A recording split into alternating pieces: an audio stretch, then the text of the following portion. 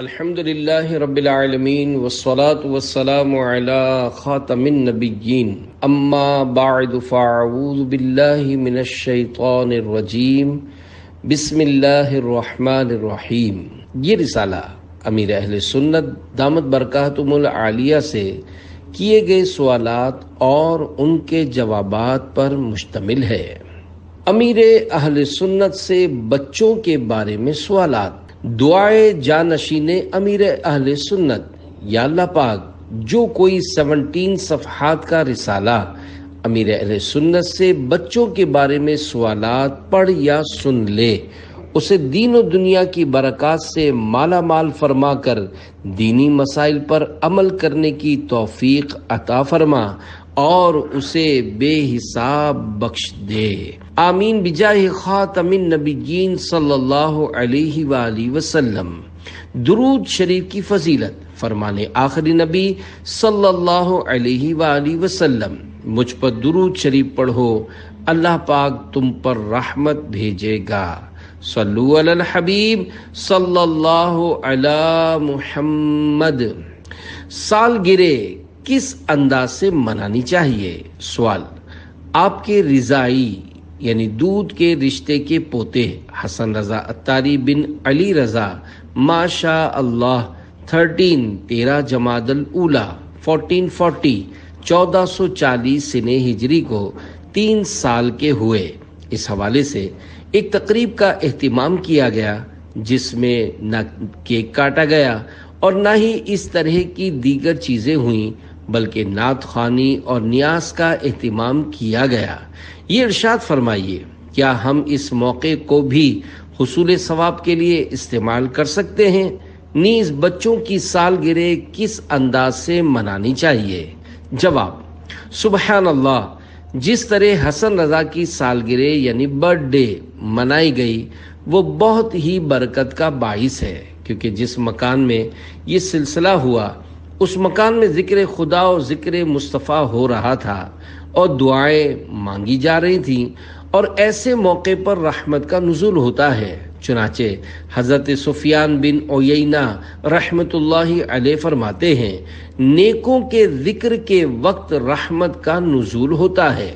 تو جب نیکوں کے سردار شہنشاہ ابرار صلی اللہ علیہ وآلہ وسلم کا ذکر خیر ہوگا اور ان کی نعت پڑھی جائے گی، کیا اس وقت رحمت نازل نہیں ہوگی؟ پھر جب رحمت کا نزول ہوگا تو جو لوگ وہاں موجود ہوں گے کیا وہ اس رحمت کی برسات میں نہیں نہائیں گے؟ اور جب یہ سب لوگ اس رحمت کی برسات میں نہائیں گے تو جس کی سالگرہ منائی جا رہی ہے وہ مدنی پھول بھی وہاں موجود ہوگا، تو کیا رحمت کے چھینٹے اس پھول پر نہیں پڑیں گے؟ اور جس پر رحمت نازل ہوگی کیا اسے برکت نہیں ملے گی؟ بے شک اس محفل سے دعائیں بھی ملیں گی اور برکات بھی حاصل ہوں گی۔ سالگرہ وغیرہ کے موقع پر اس انداز سے تقاریب اور محافل کا انعقاد کرتے رہنا چاہیے۔ البتہ جب بھی محفل نعت کا اہتمام کریں تو ایک مبلغ کو ضرور بلائیں جو سنت و بھرا بیان کرے، مدنی پھول دے اور اصلاح کی کوئی بات بتائے۔ الحمدللہ ہمارے یہاں دعاؤں کا رواج ہے تاکہ بچوں کو دعائیں اور ان کا ثمر بھی ملے اور آخرت میں بھی اس کا حصہ ہو۔ بچوں پر بزرگان دین کی نظر ڈلوانے کے فوائد۔ قرآن پاک میں دعا کی قبولیت کی بشارت موجود ہے۔ ادعونی استجب لکم، پارہ 24 سورہ مومن آیت نمبر 60۔ ترجمہ کنز ایمان: مجھ سے دعا کرو میں قبول کروں گا۔ جو بچے نیک بنتے، زیور علم سے آراستہ ہوتے اور دین متین کی خدمت کرتے ہیں، کیا بعید بچپن میں ان کو دعائیں ملتی ہوں اور ان دعاؤں کے اثرات کی وجہ سے وہ اتنا بڑا مقام حاصل کرتے ہوں، اگرچہ یہ کسی کو معلوم نہیں ہوتا کہ میرے حق میں کس کی دعا قبول ہوئی ہے۔ پہلے کے لوگ اپنے بچوں کو بزرگان دین رحمت اللہ علیہم کی بارگاہ میں لاتے، ان کے لیے دعا کرواتے، اپنے بچوں پر ان کی نظر ڈلواتے اور ان سے دم کرواتے تھے۔ جب میرے لیے حفاظتی امور کے مسائل نہیں تھے اور مجھے مسجد میں نماز پڑھنے کے لیے جانے کی آزادی تھی، اس وقت میں نے بارہا دیکھا ہے کہ بڑی عمر کے لڑکے چھوٹے بچوں کو اٹھائے یا برتن میں پانی لیے مسجد کے باہر کھڑے ہوتے تھے تاکہ جو بھی نمازی آتا جائے اس بچے پر پانی پر دم کرتا جائے۔ اب بھی شاید ایسا کرتے ہوں۔ یہ ایک اچھا اور نیک کام ہے۔ اس طرح کرنے سے اللہ پاک کی رحمت شامل حال ہوتی ہے اور خوب برکتیں بھی ملتی ہیں۔ بہرحال ہم سب کو بیان کردہ طریقے کے مطابق اپنے بچوں کی سالگرہ منانی چاہیے۔ دینی ماحول میں سالگرہ منانے کا انداز۔ سوال: دعوت اسلامی کے دینی ماحول میں بچوں کی سالگرہ منانے کا انداز کیا ہے؟ جواب: ہمارے دینی ماحول میں سالگرہ منانے کا انداز یہ ہے کہ محفل نعت کا پروگرام کیا جاتا ہے، پھر نیاز کا اہتمام کر کے اسے سرکار مدینہ صلی اللہ علیہ وآلہ وسلم، غوث پاک اور دیگر بزرگان دین رحمت اللہ علیہم کی بارگاہ میں نظر کیا جاتا ہے، ورنہ تو عام طور پر سالگرہ منانے میں کیک کاٹنا، شمعیں جلانا اور پھر بجھانا اور معاذ اللہ غبارے پھوڑنا ہوتا ہے۔ حالانکہ غبارے پھوڑنا جائز نہیں، کیونکہ مال کا ضائع کرنا ہے۔ دعوت اسلامی کے دینی ماحول میں یہ طریقہ نہیں ہے۔ اگر کوئی اس طرح کرتا ہے تو اس کے متعلق یہ نہ کہا جائے کہ یہ دعوت اسلامی والا ہے۔ دینی ماحول میں سالگرہ منانے کا جو انداز ہے یہ جائز طریقہ ہے، کوئی بھی عقل مند اسے غلط نہیں کہے گا۔ ہاں، اسے سنت و بھرا نہ کہا جائے۔ اس طرح اگر آپ بھی اپنے بچوں کی سالگرہ منائیں تو اسی بہانے کچھ رشتہ داروں کو جمع کر لیں اور غوث پاک رحمت اللہ علیہ کی نیاز کر لیں۔ کسی نیک آدمی، مثلا مسجد کے امام صاحب، کسی عالم صاحب یا کسی مبلغ کو بلا کر بچوں کے لیے دعا کروائیں۔ انشاءاللہ ثواب کا ڈھیروں ڈھیر خزانہ پائیں گے۔ دن بدن عمر میں اضافہ ہوتا ہے یا کمی؟ سوال: سالگرہ کے موقع پر کہا جاتا ہے بچہ 1 سال اور بڑا ہو گیا، کیا واقعی بچے کی عمر میں اضافہ ہوتا ہے؟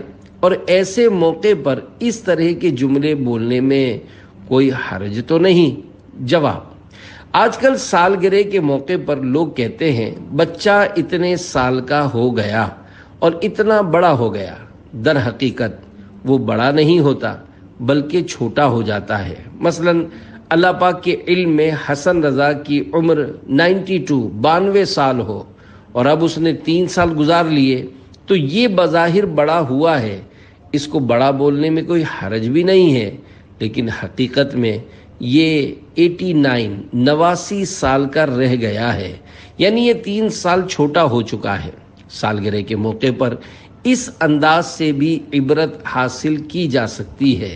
آج کل بوڑھے لوگ بھی اپنی سالگرہ مناتے اور خوش ہوتے ہیں، حالانکہ بوڑھا اور خوشی یہ 2 متضاد چیزیں ہیں۔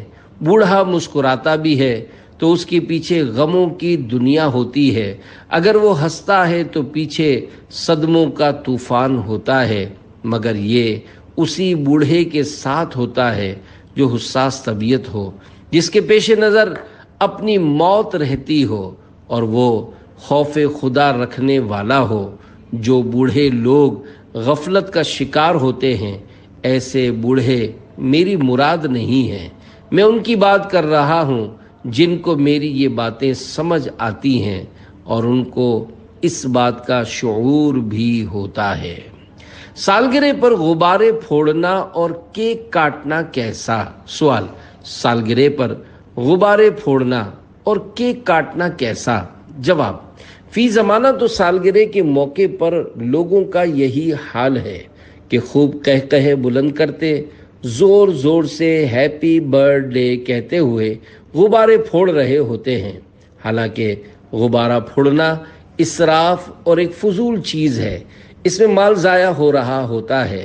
صرف غبارے لگانا ناجائز نہیں بلکہ انہیں پھوڑ کر ضائع کر دینا اسراف ہے، لہذا ایسی رسم شروع ہی نہ کی جائے جس سے مسائل کا سامنا کرنا پڑے۔ ہم لوگ سالگرہ پر نہ تو غبارے لٹکاتے ہیں اور نہ ہی کیک کاٹتے ہیں کہ مجھے یہ پسند نہیں ہے۔ میری سالگرہ یعنی برتھ ڈے 26 رمضان المبارک کو اسلامی بھائی مناتے ہیں، مگر مجھے معلوم ہے کہ اس سے مجھے خوشی ہوتی ہے یا کیا ہوتا ہے۔ من آنم کہ من دانم، یعنی میں اپنے بارے میں جانتا ہوں کہ میں کیا ہوں۔ اس میں بعض اسلامی بھائی کیک کاٹتے ہیں، یہ کیک مجھے بھی ملے ہیں، مگر میں ایسا کرنے والوں کو ہر بار سمجھاتا ہوں کہ اس بار کیک کاٹ لیا مگر آئندہ ایسا نہیں کرنا۔ میں اس طرز عمل کو رواج دینا نہیں چاہتا، کیونکہ سالگرہ کی عام تقاریب میں جب کیک کٹتا ہے تو تالیاں بجتی، ہیپی برتھ ڈے بولتے ہوئے گلے پھاڑے جاتے اور خوب کہے لگا کر ہنسا جا رہا ہوتا ہے۔ یہ نہیں معلوم کہ اس میں کتنی سنتیں چھوٹ رہی ہوتی ہیں۔ پھر ان سب سے بڑھ کر مرد و عورت کا بے پردہ ملنے جلنے اور ساتھ ساتھ تالیاں بجانے کا بھی سلسلہ ہوتا ہے، جبکہ مرد و عورت کا بے پردہ اختلاط اور تالیاں بجانا حرام ہے۔ لہذا کیک کاٹنے اور تالیاں بجانے کے بجائے نعت خوانی کا اہتمام کیا جائے۔ اگر نعت خوانی میں کسی کا دل نہ بھی لگے تو وہ تالیاں بجانے اور اس جیسے دیگر گناہوں سے محفوظ رہے گا۔ اس کے کانوں میں نعت پاک مصطفیٰ رس گھولتی رہے گی، یوں کچھ تو دل میں اترے گا، اس کی برکتیں ملیں گی اور انشاءاللہ رحمت کا وافر حصہ بھی ہاتھ آئے گا۔ علماء و صلحاء کی بارگاہ میں بچوں کو لے جانا مفید ہوتا ہے؟ سوال: امام الحرمین حضرت سیدنا عبد الملک بن عبداللہ جوینی رحمۃ اللہ علیہ، حضرت سیدنا امام محمد غزالی رحمۃ اللہ علیہ کے استاد ہیں۔ انہیں دیکھ کر ہی حضرت سیدنا امام محمد غزالی رحمۃ اللہ علیہ علم دین حاصل کرنے کی طرف مائل ہوئے تھے۔ یہ فرماتے ہیں، مجھے جو مقام و مرتبہ ملا اس کا ظاہری سبب یہ ہے کہ میرے والد مجھے علماء اور صلحاء کی بارگاہ میں لے جایا کرتے تھے اور ان سے میرے لیے دعائیں کروایا کرتے تھے۔ یہ ارشاد فرمائیے کہ کیا علماء و صلحاء کی بارگاہ میں اب بھی بچوں کو لے جانا اور ان سے بچوں کے حق میں دعائیں کروانا فائدہ مند ہے؟ جواب: علماء و صلحاء کی بارگاہ میں بچوں کو لے جانا بے شک فائدہ مند ہے، اس میں کوئی شک و شبہ نہیں ہے۔ کسی بھی نیک آدمی سے بچوں پر نظر ڈلوائی اور ان کے حق میں دعا کروائی جا سکتی ہے۔ اعلیٰ حضرت امام اہل سنت مولانا شاہ امام احمد رضا خان رحمۃ اللہ علیہ نے فتاوی رضویہ جلد 22 صفحہ 394 پر کچھ اس طرح تحریر فرمایا ہے کہ ایک مرتبہ حضرت سیدنا شیخ شہاب الدین سہروردی رحمۃ اللہ علیہ منا شریف میں موجود مسجد خیف شریف کی صفوں میں آ جا رہے تھے۔ کسی نے عرض کی، آپ ایسا کیوں کر رہے ہیں؟ ارشاد فرمایا، میں اس لیے یہ کر رہا ہوں کہ اللہ پاک کے کچھ بندے ایسے ہیں کہ جب ان کی نگاہ کسی پر پڑ جاتی ہے تو اسے ہمیشہ کی سعادت عطا فرما دیتی ہے۔ حضرت سیدنا علامہ محمد عبد الرؤوف مناوی رحمۃ اللہ علیہ فرماتے ہیں، حضرت سیدنا شیخ شہاب الدین سہروردی رحمۃ اللہ علیہ ایام منا میں مسجد خیف شریف میں صفوں میں دورہ فرما رہے تھے۔ کسی نے وجہ پوچھی، فرمایا، للہ عباد اذا نظروا الى شخص اکسبوہ سعادت الابدی فانا اطلب ذلک، یعنی اللہ پاک کے کچھ بندے ایسے ہیں کہ جب ان کی نگاہ کسی شخص پر پڑ جاتی ہے تو اسے ہمیشہ کی سعادت عطا فرما دیتی ہے۔ میں اسی نگاہ کی تلاش میں دورہ کرتا ہوں۔ یاد رہے، کسی کھلاڑی، فلم ایکٹر اور ڈانسر سے اپنے بچوں کو ملوانا سعادت کی بات نہیں بلکہ بربادی والا کام ہے۔ اگر کوئی شخص نیکیوں کے حوالے سے مشہور نہیں مگر وہ نمازی ہے، داڑھی والا ہے، امامہ شریف سجاتا یا ٹوپی پہنتا ہے، تو یوں دیکھ کر عام طور پر اندازہ ہو جاتا ہے تو اس طرح کا اگر کوئی نیک بندہ ہو تو اس کے پاس اپنے بچوں کو نظر ڈلوانے کے لیے لے جائیں، بھلے دم نہ بھی کروائیں، صرف اس کے سامنے بچوں کو کھڑا کر دیں یا اس کے ہاتھ میں دے دیں تو اس کی نیک نظر پڑ گئی اور اس نے بچوں کو اٹھا کر چوم لیا تو مدینہ مدینہ ہو جائے گا۔ زبان کی لکنت دور کرنے کا وظیفہ۔ سوال: جس کی زبان بات کرتے کرتے اٹکتی ہو اس کے لیے روحانی وظیفہ عطا فرما دیجیے۔ جواب: ہر نماز کے بعد 7 مرتبہ یہ 4 آیات پڑھیں۔ اگر 7 بار نہیں پڑھ سکتے تو ایک ہی بار پڑھ لیا کریں۔ رب اشرح لی صدری ویسر لی امری واحلل عقدۃ من لسانی یفقہوا قولی۔ ترجمہ کنز الایمان: اے میرے رب، میرے لیے میرا سینہ کھول دے اور میرے لیے میرا کام آسان کر اور میری زبان کی گرہ کھول دے کہ وہ میری بات سمجھیں۔ پہلی آیت کے شروع میں لفظ قولا ہے۔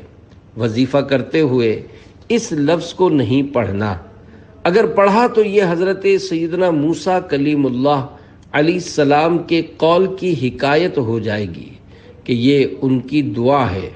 انہوں نے بچپن میں منہ میں انگارہ رکھا تھا جس کی وجہ سے زبان شریف میں گرہ پیدا ہوئی، تو اللہ پاک نے انہیں یہ دعا تعلیم فرمائی۔ اگر بچہ ہکلاتا ہو اور وہ خود یہ آیات نہ پڑھ سکتا ہو تو ماں باپ یا کوئی بھی جو صحیح قرآن پاک پڑھ سکتا ہو وہ پڑھ کر اس پر دم کر دیا کرے۔ اللہ کریم اس کی زبان کی گرہ کھول دے گا۔ اغوا سے حفاظت کی احتیاطی تدابیر اور اوراد و وظائف۔ سوال: آج کل بچے بہت زیادہ اغوا ہو رہے ہیں، لہذا اس حوالے سے احتیاطی تدابیر اور اوراد و وظائف بتا دیجیے۔ جواب: جی ہاں، آج کل بچوں کے اغوا ہونے کا سلسلہ جاری ہے۔ اللہ پاک کرم فرمائے، پتہ نہیں بچوں کو کیوں اغوا کیا جا رہا ہے۔ مجھے صوتی پیغام آڈیو میسج کے ذریعے ایک اسلامی بھائی نے بتایا کہ حال ہی میں زمزم نگر حیدرآباد میں ایک 6 سالہ بچی کو اغوا کیا گیا اور پھر دوسرے دن اس کی لاش بوری میں بند ٹکڑوں کی صورت میں کچرا کنڈی کے ڈھیر سے ملی۔ بیچاری 6 سالہ بچی کو اس طرح بے دردی کے ساتھ شہید کر کے کچرا کنڈی پر ڈال دینا سمجھ سے باہر ہے۔ عموماً دشمنی اور خاندانی مسائل کی بنا پر لوگ اس طرح کی وارداتیں کرتے ہیں۔ اس واقعے میں بیچاری بچی کے ماں باپ کے لیے بڑے صدمے کی بات ہے۔ اللہ پاک انہیں صبر عطا فرمائے۔ اسی طرح تاوان کی رقمیں وصول کرنے کے لیے جب کسی کے بچے کو اٹھایا جاتا ہوگا تو اس کے پورے خاندان، کنبے اور قبیلے کی نیند اڑ جاتی ہوگی۔ ظاہر ہے بچوں کے اغوا کی وارداتیں کرنے والے مدنی چینل نہیں دیکھتے ہوں گے، کیونکہ اگر دیکھتے تو پھر اس طرح کے کام نہ کرتے۔ بچے اغوا کر کے لوگوں کو پریشان کرنے والوں کو اللہ پاک ہدایت نصیب فرمائے، اور کاش انہیں یہ سوچنے کی توفیق مل جائے کہ بچے اغوا کرنا گناہ کا کام ہے اور انہیں ان قریب مرنا ہے۔ بچوں کو تنہا نہ چھوڑا جائے۔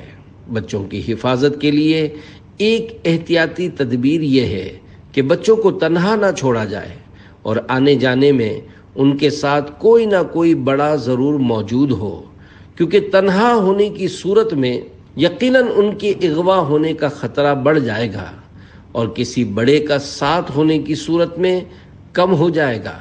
نیز بچوں کو یہ تربیت بھی دی جائے کہ انہیں جب کوئی پکڑنا چاہے تو وہ رونا دھونا اور چیخو پکار شروع کر دیں، تاکہ اغوا کرنے والے اس خوف سے گھبرا کر بھاگ جائیں کہ لوگ اکٹھے ہو کر انہیں کہیں پکڑ نہ لیں، بچوں کا یہ ذہن بھی بنایا جائے کہ کوئی کتنا ہی لالچ دے، ٹافیاں اور کھلونے دکھائے، مگر وہ اس کے ساتھ نہ جائیں۔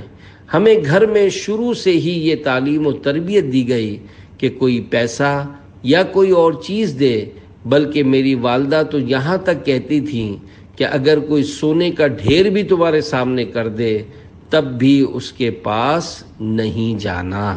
بچوں کی حفاظت کا وظیفہ۔ بچوں کی حفاظت کا وظیفہ یہ ہے کہ اول و آخر ایک بار درود شریف اور 11 بار یا حافظو یا حفیظو پڑھ کر اگر بچوں پر دم کر دیا جائے تو حفاظت کا حصار مل جائے گا اور انشاءاللہ کوئی انہیں اغوا نہیں کر پائے گا۔ الحمدللہ مجلس روحانی علاج کے تحت ملک و بیرون ملک سینکڑوں بلکہ ہزاروں بستے قائم ہیں اور عالمی مدنی مرکز فیضان مدینہ کراچی میں بھی بستہ قائم ہے، لہذا تعویذات عطاریہ کے بستوں سے حفاظت کا تعویذ حاصل کر کے بچوں کو پہنا دیا جائے تاکہ اگر کوئی انہیں اغوا کرنا چاہے تو اس وقت انہیں چیخ و پکار یاد آ جائے اور وہ چیخنا پکارنا شروع کر دیں، یا اللہ پاک ان کی مدد کے لیے کسی کو بھیج دے اور اغوا کرنے والے اسے دیکھ کر بھاگ جائیں، یا اغوا کرنے کے لیے جب وہ بچوں کی طرف ہاتھ بڑھائیں تو ان پر خوف طاری ہو جائے اور وہ الٹے پاؤں بھاگ کھڑے ہوں، تو تعویذ کی برکت سے اللہ پاک کی طرف سے اس طرح کے اسباب پیدا ہو سکتے ہیں اور یوں تعویذ کے ذریعے بچوں کی حفاظت کی صورت بن سکتی ہے۔ بڑوں کی حفاظت کا وظیفہ۔ بڑوں کے لیے حفاظت کا وظیفہ یہ ہے کہ جب وہ وضو کریں تو ہر عضو دھوتے وقت ایک بار یا قادر پڑھ لیا کریں۔ مثلا جب وضو شروع کریں تو سیدھا اور الٹا ہاتھ دھوتے وقت ایک بار یا قادر پڑھ لیں۔ اس طرح جب ایک بار کلی کر لیں تو دوسری بار کلی کرنے سے پہلے ایک بار یا قادر پڑھ لیں۔ پھر جب ایک بار ناک میں پانی چڑھا لیں تو اب رک جائیں اور ایک بار یا قادر پڑھ کر مزید 2 بار ناک میں پانی چڑھا لیں۔ اسی طرح ہر عضو دھوتے وقت اور سر کا مسح کرتے وقت ایک بار یا قادر پڑھ لیں۔ اس کے ساتھ ساتھ دعائیں بھی پڑھی جا سکتی ہیں، مگر دعاؤں کی جگہ درود شریف پڑھنا افضل ہے، لہذا درود شریف پڑھ لیا جائے۔ اگر لوگ اس طرح احتیاطیں برتیں گے اور اوراد و وظائف پڑھیں گے تو انشاءاللہ بہتریاں آئیں گی۔ بیسن پر وضو کرتے ہوئے یا قادر پڑھنا کیسا؟ سوال: کیا واش روم میں بیسن پر وضو کرتے ہوئے بھی یا قادر پڑھ سکتے ہیں؟ جواب: آج کل پیسے والے لوگوں کے گھروں میں آسائشوں کا پورا انتظام ہوتا ہے اور زبردست ڈیکوریشن ہوتی ہے۔ اسی طرح متوسط یعنی درمیانے طبقے کے لوگوں اور جو صرف نام کے غریب ہوتے ہیں ان کے گھروں میں بھی ڈیکوریشن اور سجاوٹیں ہوتی ہیں، مگر وضو خانہ نہیں ہوتا۔ دعوت اسلامی کے دینی ماحول سے وابستہ لوگوں میں سے بھی کسی کے گھر وضو خانے کا اہتمام ہوتا ہے، حالانکہ گھروں میں وضو خانہ بنانے کی بارہا ترغیب دلائی گئی ہے اور رہنمائی کے لیے مکتبۃ المدینہ کے شائع کردہ وضو کا طریقہ نامی رسالے میں وضو خانے کا نقشہ بھی چھاپا گیا ہے۔ عام طور پر گھروں میں بیسن پر وضو کیا جاتا ہے اور بیسن واش روم کے ساتھ بنا ہوتا ہے۔ یاد رکھیے، اگر بیسن واش روم کے ساتھ بنا ہوا ہو تو وضو کرتے ہوئے یا قادر اور وضو کرنے سے پہلے بسم اللہ نہیں پڑھ سکتے، چونکہ وضو سے پہلے بسم اللہ پڑھنا مستحب ہے اور فقط اللہ پاک کا نام لینا سنت مؤکدہ ہے۔ اس لیے واش روم میں لگے ہوئے بیسن پر وضو کرنے کے باعث اگر اسے چھوڑنے کی عادت بنائیں گے تو گناہ گار ہو جائیں گے، لہذا ایسی صورت میں بسم اللہ پڑھنے کے لیے واش روم سے باہر نکلنا ضروری ہو جائے گا۔ WC اور بیسن دونوں کو الگ الگ کیجیے۔ اگر واش روم کا احاطہ بڑا ہو تو WC یا کموڈ کو سلائیڈنگ ڈور یا گلاس یعنی شیشہ لگا کر اس طرح کور کر لیں کہ یہ دیکھنے میں الگ لگے، تو اس صورت میں بیسن پر وضو کرتے ہوئے یا قادرو اور بسم اللہ پڑھنے میں حرج نہیں۔ یاد رہے، خالی پلاسٹک کا پردہ لگا کر WC یا کموڈ کو کور کرنے سے کام نہیں چلے گا، بلکہ اس کے لیے کسی سالڈ چیز مثلا لکڑی، سیمنٹ، ایلومینیم یا ہارڈ بورڈ کی دیواریں لگا کر کور کرنا ضروری ہے۔ میں نے اپنے گھر کے واش روم میں اور فیضان مدینہ میں اپنے زیر استعمال واش روم میں WC کو اسی طرح کور کیا ہوا ہے۔ مجھے کبھی کبھار جب ارب پتی لوگوں کے گھروں میں جانے کا اتفاق ہوتا ہے تو وضو کرنے میں مزہ نہیں آتا، کیونکہ بیسن پر کھڑے کھڑے وضو کرنا پڑتا ہے۔ جب گھروں میں بیسن پر وضو کرنا پڑتا ہے، یا تو ان گھروں میں بڑے بوڑھے نہیں ہوتے ہوں گے یا پھر بیچارے کھڑے کھڑے وضو کرتے ہوں گے، جس کے باعث بیچاروں کی ٹانگوں میں درد ہو جاتا ہوگا اور بسا اوقات وہ گر بھی پڑتے ہوں گے۔ خیال رہے کہ جب بوڑھا آدمی گرتا ہے تو اگر اس کی کسی نازک جگہ پر چوٹ آ جائے یا پھر ہڈیاں ٹوٹ جائیں تو وہ اٹھ نہیں سکتا، بلکہ اسے کندھے پر اٹھا کر لے جانا پڑتا ہے، اور پھر بیچارے کو تکلیفیں اٹھا کر زندگی کے 2 سال پورے کرنے پڑتے ہیں، کیونکہ کمزور ہونے کے باعث ہڈیاں آسانی سے جڑتی نہیں ہیں۔ آج کل گھروں میں لوگ طرح طرح کی آسائشیں، سوئمنگ پول اور حوض بناتے ہیں، مگر وضو خانہ بنانے کے لیے ان کے پاس 2 گز جگہ نہیں ہوتی۔ اپنے گھروں میں ایسی جگہ کہ جہاں وضو کرنے میں سستی نہ ہو، مسجد کے وضو خانے کی طرح ایک وضو خانہ بنائیے اور اس میں 1 یا 2 نل لگائیے۔ انشاءاللہ وضو کرنے میں بہت سہولت ہو جائے گی۔ اگر اس نیت سے اپنے گھر میں وضو خانہ بنائیں گے کہ اللہ پاک کا نام لے سکیں، درود پاک پڑھ سکیں اور یا قادرو پڑھ سکیں، تو یہ وضو خانہ بنانا بھی عبادت بن جائے گا۔ وضو خانہ کس طرح بنایا جائے، اس کے لیے دعوت اسلامی کے مکتبۃ المدینہ سے وضو کا طریقہ نامی رسالہ حاصل کر کے اس کا مطالعہ کیجیے۔ اس رسالے میں وضو خانہ بنانے کے مدنی پھول اور تصویر بھی دی گئی ہے کہ کس طرح وضو خانہ بنانا ہے۔ کارٹون والی چپل پہننا کیسا؟ سوال: آج کل بچے کارٹون والی چپل اور کارٹون والے کھلونے لینے کی ضد کرتے ہیں، جبکہ ہم نے بڑوں سے سنا ہے کہ کارٹون والی کوئی چیز گھر میں نہیں رکھنی چاہیے۔ اس بارے میں شرعی رہنمائی فرما دیجیے۔ جواب: جو کارٹون کسی ذی روح یعنی جاندار، مثلا کسی ایسے زندہ انسان یا جانور کی حکایت کرے جو پایا جاتا ہو، تو ایسا کارٹون بنانا ناجائز اور ممنوع ہے، کیونکہ وہ تصویر کے حکم میں ہے۔ رہا تصویر والے جوتوں کا معاملہ، تو جوتے میں جیسی بھی تصویر ہو، بھلے کسی انسان کی صحیح تصویر بھی ہو، تب بھی اگر بچہ وہ جوتا پہنتا ہے تو کوئی ممانعت نہیں ہے، کیونکہ جوتا توہین کی جگہ ہے۔ اس پر موجود تصویر نہ رحمت کے فرشتوں کے لیے رکاوٹ ہے اور نہ ہی نماز میں اس سے کوئی مسئلہ ہوگا۔ البتہ جوتے پر جاندار کی تصویر بنانے والا گناہگار ہے۔ جائز کھلونوں سے کھیلا جا سکتا ہے، لیکن انہیں توہین کی جگہ پر رکھا جائے۔ بعض لوگ کھلونوں کے لیے گھر میں شوکیس یا خانے بنواتے ہیں اور ان میں ایسی تصاویر والے کھلونے رکھتے ہیں جو جاندار کی حکایت کر رہے ہوتے ہیں۔ اس پر وعید ہے اور ان کی وجہ سے رحمت کے فرشتے گھر میں داخل نہیں ہوتے۔ البتہ ایسے کھلونے اگر ادھر ادھر پڑے ہوں اور ٹھوکروں میں آ رہے ہوں تو پھر ممانعت نہیں ہے۔ بچوں کے ساتھ نرمی کیجیے۔ سوال: کیا کھیلنے کودنے والے چھوٹے بچوں کو والدین کی خدمت کرنی چاہیے؟ جواب: چھوٹے بچوں کو بھی والدین کی خدمت کرنی چاہیے۔ ابھی سے خدمت کریں گے تو بڑے ہو کر بھی کریں گے، نیز اس سے ماں باپ کی دعائیں ملیں گی اور وہ خوش بھی ہوں گے۔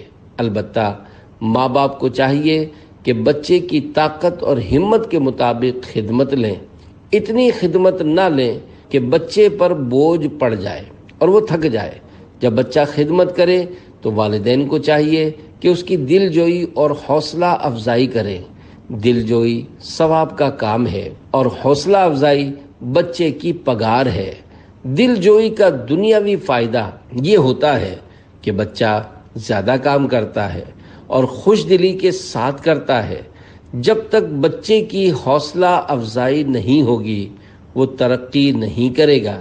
اگر بچے کو ٹوکتے رہیں گے اور تنقید کرتے رہیں گے تو وہ دل توڑ کر بیٹھ جائے گا۔ بچہ کبھی بہت اچھا کام کر لے تو اسے انعام بھی دینا چاہیے اور دعائیں بھی دینی چاہیے۔ ایسا نہ ہو کہ ہر وقت بچے کو کوستے اور پیٹتے رہیں، کیونکہ اگر قبولیت کی گھڑی ہوئی اور اس کو بد دعا لگ گئی تو رونا بھی آپ کو پڑے گا۔ جو والدین ہر وقت اپنے بچوں کو ڈانٹتے رہتے ہیں ان میں علم اور تربیت کی کمی ہوتی ہے۔ ماں بچوں کے ابو کا ذہن بنائے گی کہ تم نے اس کو سر پر چڑھا کر رکھا ہے، تم اس کو کچھ بولتے نہیں ہو، اسے مارتے نہیں ہو، اس کی پٹائی کرو۔ باپ کا روب ہوتا ہے، سختی کرو۔ اگر باپ ان باتوں میں آ جائے تو اولاد آگے چل کر ایسی باغی ہوتی ہے کہ بڑی ہو کر ماں باپ کو اولڈ ہاؤس کا راستہ دکھاتی ہے۔ ماں باپ کی اپنی بھلائی اسی میں ہے کہ نرمی کریں اور پیار کریں۔ ٹھیک ہے کہ ضرورتاً شریعت کی حد میں رہ کر سختی بھی کی جا سکتی ہے، لیکن بات بات پر ڈانٹ ڈپٹ اور ٹوک ٹاک ٹھیک نہیں ہوتی بلکہ نقصان دہ ہوتی ہے۔ بچے ضد کیوں کرتے ہیں؟ سوال۔ چھوٹے بچے بہت ضدی ہوتے ہیں۔ ان کی ایسی تربیت کس طرح کی جائے کہ یہ ضدی نہ بنے، اور جب یہ ضد کر رہے ہوں اس وقت ایسا کیا کیا جائے کہ یہ ضد سے باز آ جائیں؟ نیز بچوں کی تربیت کے حوالے سے رہنمائی فرما دیجیے۔ جواب: اگر یہ ضد نہیں کریں گے تو انہیں بچہ کون بولے گا؟ بچے کچھ نہ کچھ ضد تو کرتے ہی ہیں۔ ان سے بڑوں کو سیکھنا چاہیے۔ گویا وہ ضد کر کے اپنے بارے میں بتا رہے ہوتے ہیں کہ میں بچہ ہوں، لیکن آپ بچے نہیں ہیں، لہذا آپ ضد نہ کیا کریں۔ یعنی ضد کرنا بچوں کا کام ہے، بڑوں کا کام نہیں ہے۔ بچوں کے مستقل طور پر ضدی بن جانے کی وجہ یہ ہوتی ہے کہ والدین شروع سے ہی ان کی ہر ضد پوری کرتے آ رہے ہوتے ہیں، تو بچے بڑے ہو کر بھی اسی عادت میں مبتلا رہتے ہیں۔ شروع میں بچہ بہت پیارا لگتا ہے، جو مانگتا ہے اس سے بڑھ کر دلا دیا جاتا ہے، لیکن کچھ بڑا ہونے کے بعد اس کی ہر مانگ پوری نہیں کی جاتی۔ اس طرح بچے کے ذہن میں یہ بات بیٹھ جاتی ہے کہ پہلے جو مانگتا تھا مل جاتا تھا، لیکن اب میرے مطالبات پورے نہیں کیے جاتے۔ یوں وہ ضد شروع کر دیتا ہے۔ بعض اوقات واقعی خواہ مخواہ کی ضد کر رہا ہوتا ہے، لیکن اس کا ہرگز یہ حل نہیں ہے کہ بچے کو مار پیٹ شروع کر دی جائے، بلکہ اس کا علاج یہ ہے کہ بچے کی ضد پوری کرنا چھوڑ دیں۔ آہستہ آہستہ اس کی عادت نکل جائے گی۔ اس میں یہ بھی نہ ہو کہ ایک دم سے بچے کو سب کچھ دلانا چھوڑ دیں، بلکہ کبھی کبھی ضد پوری بھی کر دیا کریں، ورنہ بچہ باغی اور والدین سے بدظن ہو جائے گا۔ اس کے ذہن میں غیر محسوس طور پر یہ بات جم جائے گی کہ میرے ماں باپ مجھ پر ظلم کرتے ہیں۔ ایسے ہی بچے ہوتے ہیں جو بڑے ہو کر کہتے سنائی دیتے ہیں کہ ہمیں ہمارے والدین کا پیار نہیں ملا۔ بہتری اسی میں ہے کہ حکمت عملی سے اپنے بچوں کی ضد کی عادت ختم کریں۔ یاد رکھیے، یہ عادت ایک دم ختم نہیں ہو سکتی۔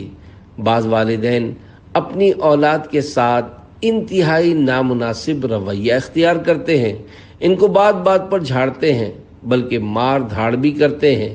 ان کی کوئی ضد پوری نہیں کرتے، ان کا مان نہیں رکھتے، خرچہ کرتے ہیں لیکن بچے کے کہنے پر نہیں کرتے، اپنے طور پر جو سمجھ آتا ہے کرتے رہتے ہیں۔